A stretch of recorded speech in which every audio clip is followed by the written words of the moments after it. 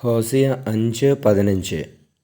അവർ തങ്ങളുടെ തെറ്റുകൾ ഏറ്റുപറഞ്ഞ് എൻ്റെ സാന്നിധ്യം തേടുകയും തങ്ങളുടെ വ്യഥയിൽ എന്നെ അന്വേഷിക്കുകയും ചെയ്യുന്നതുവരെ ഞാൻ എൻ്റെ വാസസ്ഥലത്തേക്ക് മടങ്ങും. പരിശുദ്ധ പരമദിവ്യകാരുണ്യ ഈശോയ്ക്ക് എന്നേരവും ആരാധനയും സ്തുതിയും പുകഴ്ചയും ഉണ്ടായിരിക്കട്ടെ. ഈശോയെ, ഞങ്ങൾ അങ്ങയെ സ്തുതിച്ച് ആരാധിക്കുന്നു.